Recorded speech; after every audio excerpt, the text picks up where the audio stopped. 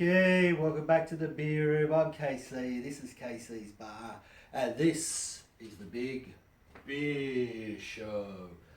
Okay, so last week we were talking about old Australian beers.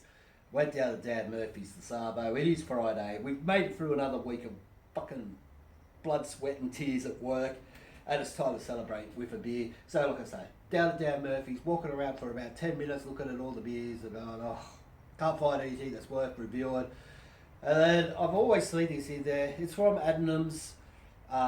It's their ghost ship. It's the English Pale Ale. Talking about old beers. It's an old beer. 1672 they started brewing as Adnam's. Apparently they've been brewing beer in that area, which is South Wold, which is in the parish of Suffolk, England.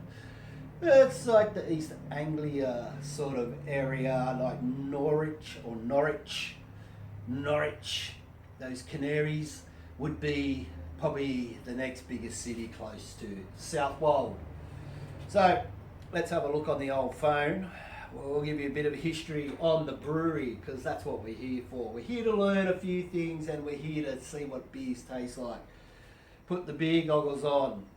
So 1345 is the earliest record of beer being brewed here, is from 1345, like I just said. Ale wife Joanna de Corby and 17 others were charged by the manorial court for serving illegal measures. There's none of that business these days. Illegal measures. So you were going in and buying a pint, they were probably giving you a half a pint. If you're that stupid to work that out.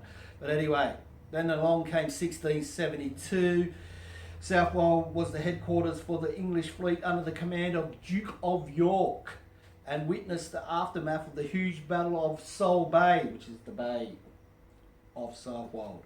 The battle has gone on to inspire local pub names, and one of our most loved brews, the Broadside. 1818, the Swan Hotel was bought by Thomas Bockenham, who enhanced the building and built a grand house next door, now Southwell's Town Hall. To pay the bills, he sold off the brew house at the back of the Swan to the local maltster, William Chris, for 350 quid. 1872, George and Ernest Adnams purchased the Sole Bay Brewery from William Chris. 2 years later, their partnership was formally dissolved. In later life, George joined a voluntary cavalry regiment. He ended up in Africa, where he was reportedly eaten by a crocodile. Those crocodiles, they'll do it every time. Right, we'll just go on. 1902, Jack and Paris Loftus acquired a stake in the brewery. Yeah, so that's pretty much a lot of the history. There's a lot more. You can go onto their website, adnams.com.uk. So, the ghost ship. Let's get it out. We'll pour it in, and then we'll have a go at it, hey? Tell you all about it. Dog's barking next door. Shut up, mutt.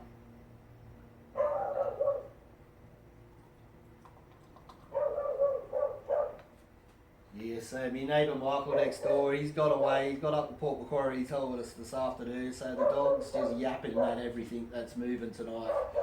No one to tell it to shut up over there, but I'll tell it, shut up, dog! There you go.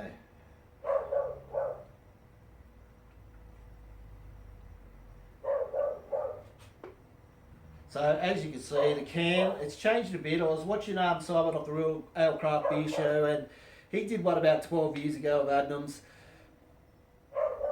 And the can was a bit different. It's very similar, still sort of the same. It's got a ghostly looking ship. Hopefully you can see that. Ghostly looking ship. This says Beyond the Pale Ale, but there on the old cans it used to say a ghostly pale ale, I think. So that's the can. You can see that still. There's the beer. Golden straw coloured. Carbonation, yeah, it's decent enough. Golden straw colour, it's lost its head. The head is a little bit off white, I'd say, a bit off white. So, let's have a snifferoonie. Yeah. You you're getting a strong hit of malt. I'm feeling like this is my third one, I think. Fourth one, sorry. I'm picking up a bit of a marmalade-y sort of bitterness, an orangey marmalade bitterness maybe coming out of that. Yeah, malty, bready, orangey marmalade, that's what I'm getting.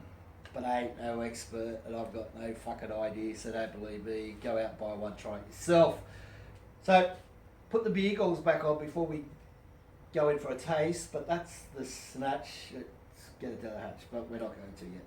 I'll just let you read what they say on this beautiful little box that came in. Like I didn't say, it's a 440ml can and it is 4.5%, 440 mils. Hef, you're gonna love that 440 mils. And I think I paid, don't know, 20 something bucks. So they're saying it's a pale ale style, ABV 4.5, colour straw, IBU 44, malts, pale ale, rye crystal cara. Hops, citra, and a blend of American hop varieties served with spicy Thai food and Indian food. Don't those pommies love the Indian food? They do. Hauntingly good beer. Citrus pale ale. Best before September 2025. So it's got a good bit of life left in it yet. So let's have a taste. Let's see what it's all about.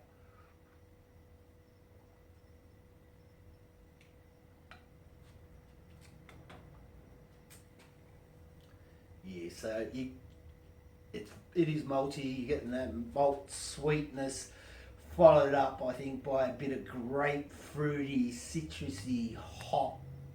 So I'm thinking Citra, don't know, American hops. It's getting the that West Coast vibe hop. So whether that could be Centennial or Cascade maybe, that give it that grapefruity, piney sort of taste. It's not like the New England where it's a bit more tropically fruity, to me anyway.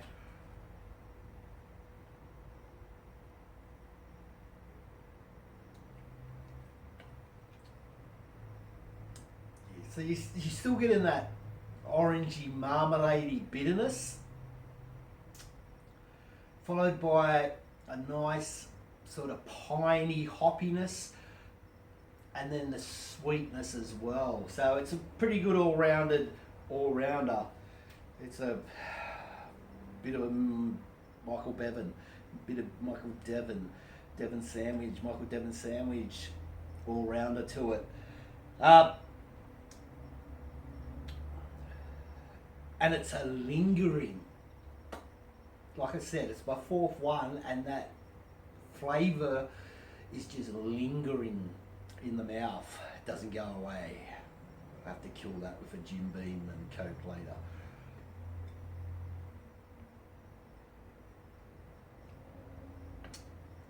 Look, at 4.5%, it's not overly gonna fucking wipe you out. So you can easily do 4 cans, 444ml cans. So what is that?